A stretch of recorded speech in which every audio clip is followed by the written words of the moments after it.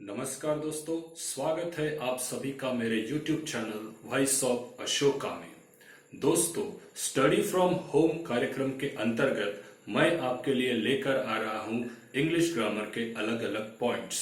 आज हम स्टडी करेंगे पर्सनल प्रोनाउंस की।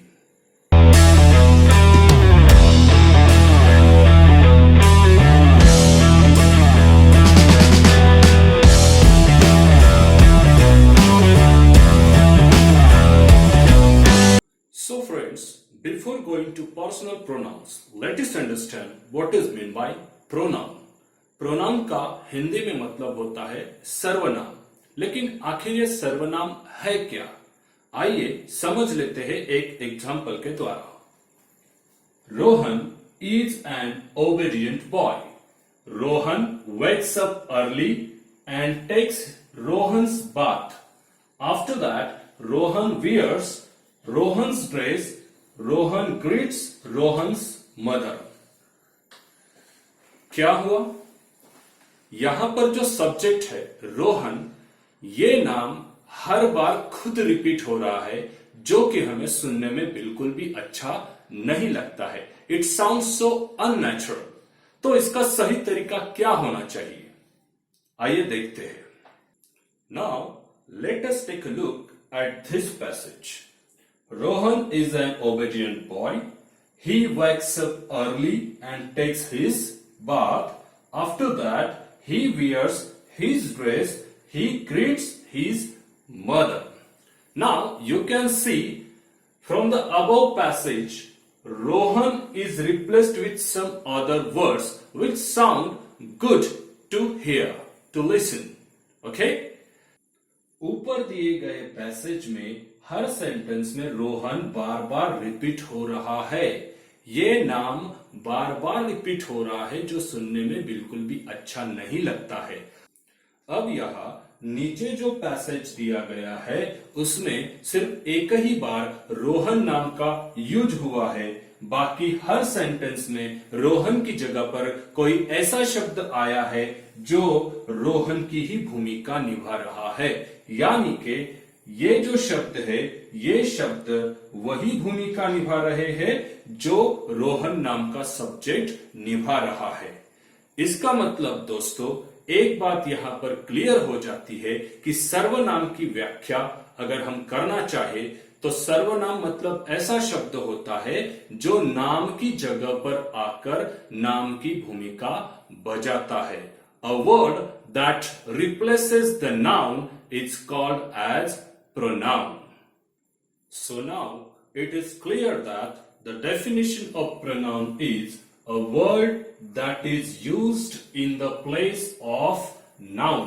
नाम की जगह पर यूज किए जाने वाला शब्द यानी कि प्रोनाउन होता है, सर्वनाम होता है। तो दोस्तों, अब सर्वनाम के भी कुछ टाइप्स होते हैं। कौन कौन से टाइप्स है? Let us look at this types. Personal pronoun, demonstrative pronoun, indefinite pronoun, interrogative pronoun, possessive pronoun and reciprocal pronoun। ये सारे प्रोनाउंस के टाइप्स है, लेकिन आज हमें बात करनी है सिर्फ पर्सनल प्रोनाउंस की, जिनको हम हिंदी में व्यक्तिवाचक सर्वनाम भी कह सकते हैं। So now let us understand what is personal pronouns. As the word personal indicates a person, तो ऐसे सर्वनाम जो व्यक्ति के लिए यूज किए जाते हो। Personal pronouns are used as a substitute for the name of a person. किसी भी व्यक्ति के नाम की जगह पर जो शब्द यूज किया जाता है, उसे हम पर्सनल प्रोनाउन कहते हैं। अब ये पर्सनल प्रोनाउंस के कुछ टाइप्स है, वो हमें जान लेना जरूरी है। दोस्तों, पर्सनल प्रोनाउंस का कुछ इस तरह विभाजन किया गया है। वो विभाजन कैसा है? First person, second person, third person. अब ये फर्स्ट पर्सन, सेकंड पर्सन और थर्ड पर्सन का मतलब क्या है, ये हम समझ लेते हैं। मान लो मैं अभी आपसे बात कर रहा हूं, यानी कि बोलने वाला मैं हूं। तो जब हम बोलने वाले खुद होते हैं तो वो हो जाता है फर्स्ट पर्सन। अब सेकंड पर्सन का मतलब क्या है? मैं अभी आपसे बात कर रहा हूं, यानी कि मैं जो भी बोल रहा हूं वो आप सुन रहे हो।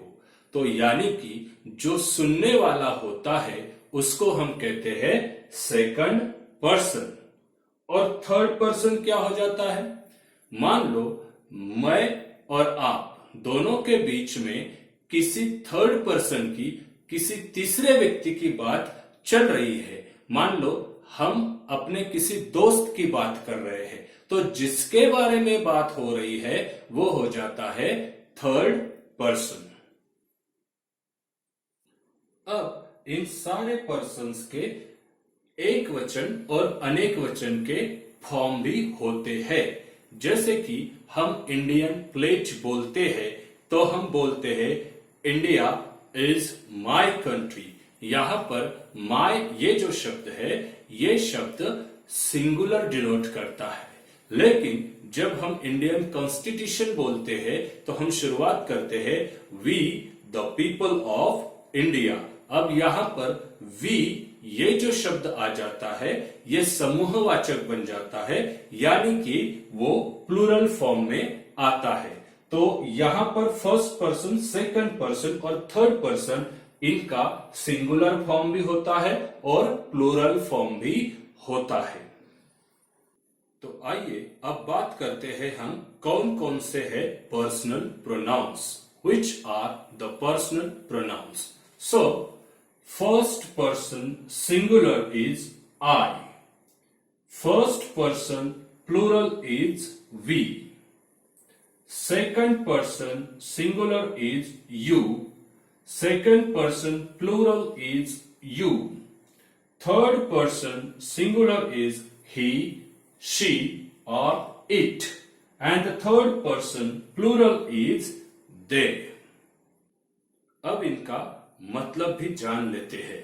जैसे कि मैंने आपको पहले ही बताया कि फर्स्ट पर्सन यानी खुद बोलने वाला होता है, तो बोलने वाले के लिए जो प्रोनाउन यूज किया जाता है, यानी मेरे लिए मैं जो प्रोनाउन इंग्लिश में यूज करूंगा वो होगा आई। इसीलिए उसको कैटेगराइज किया गया है फर्स्ट पर्सन सिंगुलर में। लेकिन जब बोलने वाले एक से ज्यादा हो तो उसका प्लूरल फॉर्म यूज करना चाहिए, जो कि हो जाएगा वी, यानी के हम। अब बात करते हैं सेकंड पर्सन की। सेकंड पर्सन सिंगुलर में जो प्रोनाउन आया है वो है यू।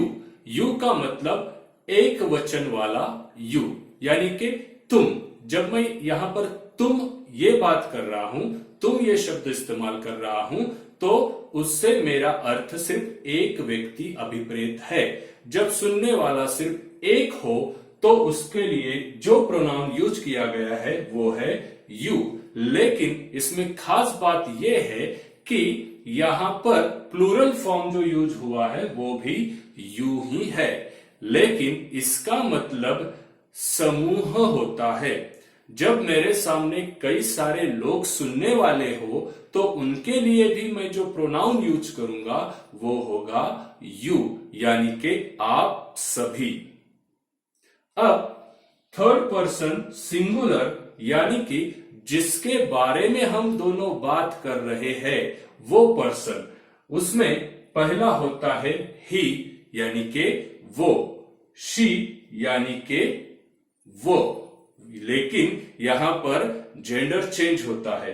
ही हम पुरुष के लिए कहेंगे और शी हम स्त्री के लिए कहेंगे। अब यहां पर जो तीसरा आता है प्रोनाउन वो है इट। ये है थर्ड पर्सन सिंगुलर। यहां पर ये सारे एक वचनी है। हम किसी एक व्यक्ति के बारे में बात कर रहे हैं तो उसके लिए हम ही, शी और इट का योग्य जेंडर के हिसाब से इस्तेमाल करेंगे। इसका प्लूरल फॉर्म मात्र एक ही है और वो है दे। दे का मतलब होता है वे सभी, जिनके बारे में हम बात कर रहे हैं वे सभी। तो दोस्तों ये हो गई बात पर्सनल प्रोनाउंस की, यानी कि पुरुषवाचक सर्वनाम की, व्यक्तिवाचक सर्वनाम की। याद रखिए, ये सारे सर्वनाम व्यक्ति के नाम की जगह पर इस्तेमाल किए जाते हैं। तो दोस्तों, अब हम देखेंगे कि कौन सा ऑक्सिलरी वर्ब किस सर्वनाम के साथ सही रहेगा। क्योंकि हमने लास्ट टॉपिक में ऑक्सिलरी वर्ब्स का स्टडी किया है, तो आज हम जान लेंगे कि कौन सा ऑक्सिलरी वर्ब किस प्रोनाउन के साथ सही रहेगा। तो सबसे पहले हम बात करेंगे प्राइमरी ऑक्सिलरी बी की। तो बी में हम यहां पर सिर्फ बात करेंगे am is are, was, were. Am is are जो प्रेजेंट टेंस में यूज होता है और वॉज, वेयर जो पास्ट टेंस में यूज होता है। तो आइए जल्दी से देखते हैं। आई के साथ यूज किया जाता है एम, वही वी जो प्लूरल है उसके साथ यूज किया जाता है आर। यहां पर यू सिंगुलर हो या प्लूरल हो उसके साथ इस्तेमाल किया जाता है आर, प्लूरल में भी आर। थर्ड पर्सन सिंगुलर में वर्तमान काल का रूप रहेगा ही के साथ इज, शी के साथ इज और इट के साथ इज, यानी तीनों के साथ हम इज का इस्तेमाल करते हैं। वही हम दे के साथ इस्तेमाल करेंगे आर, जो कि एक प्लूरल फॉर्म है।